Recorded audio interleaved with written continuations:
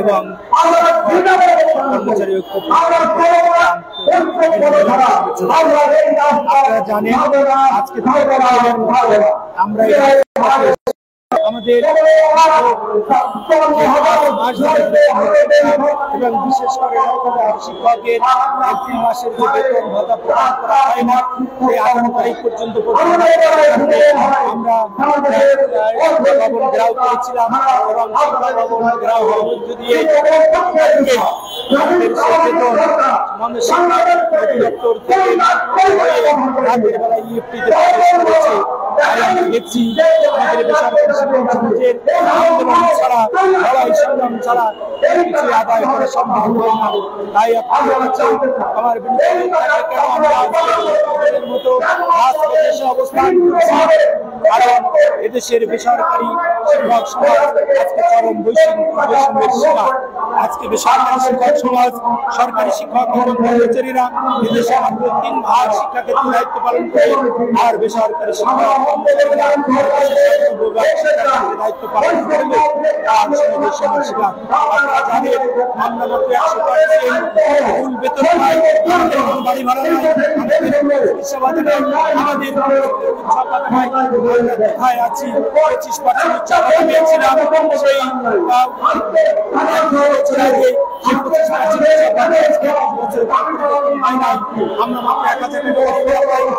টাকা চিকিৎসা ভাতা পাই। শিক্ষকদের কোনো কথা নাই।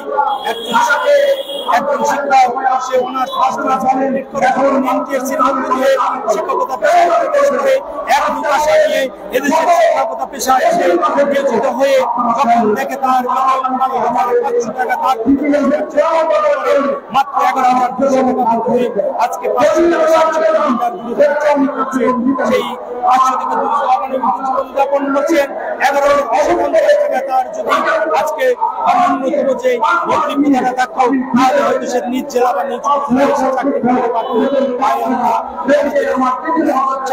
আমরা বাড়ি ভাড়া এবং চিকিৎসা ভাতা শুধু সরকারি শিক্ষক দাবি করছি।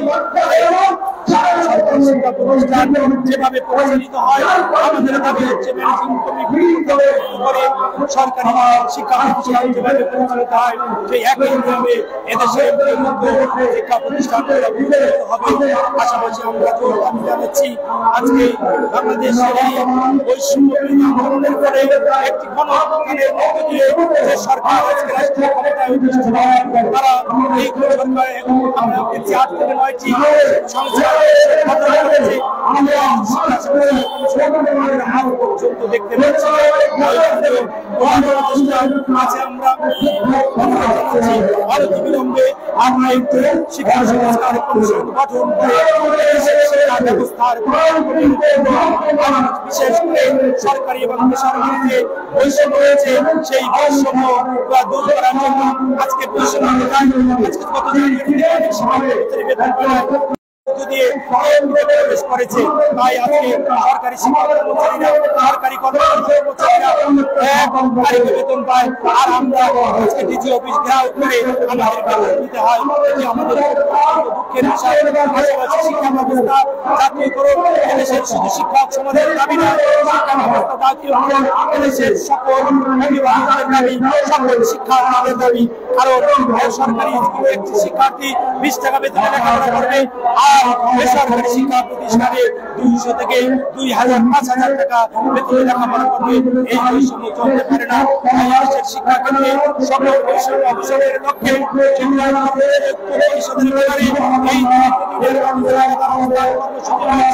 আমরা বিশ্বাস করি সরকার এই সরকারের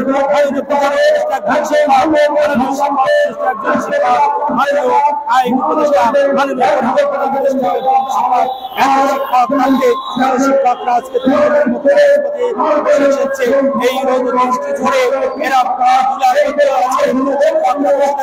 আমি শিক্ষা উপদেষ্টা মাননীয় প্রধান উপদেষ্টার কাছে আহ্বান জানাচ্ছি, মাননীয় প্রধান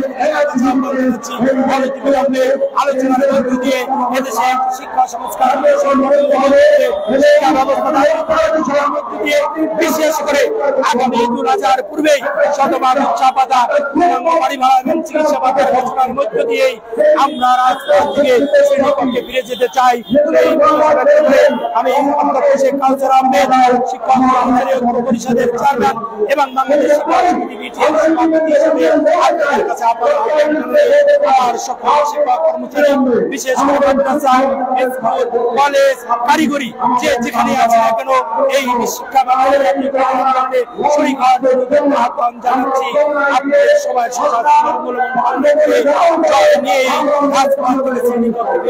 সেই প্রত্যাশা ব্যক্ত করে আগামী 21 তারিখ এই লাগাতার অবস্থান কর্মসূচি থেকে লং মার্চ সচিবালয়ে পালন করা হবে। লং মার্চ সচিবালয় কর্মসূচিতে আপনাদের ঘোষণা পাই মাননীয় শিক্ষা উপদেষ্টার কাছ থেকে সেই প্রত্যাশা ব্যক্ত করে 21 তারিখে সবাইকে এখানে এসে আমাদের এই কর্মসূচিতে অংশগ্রহণ করার জন্য বিনীত অনুরোধ জানিয়ে আমার বক্তব্য এখানে শেষ করছি। আল্লাহ হাফেজ। দেশের শিক্ষক সমাজে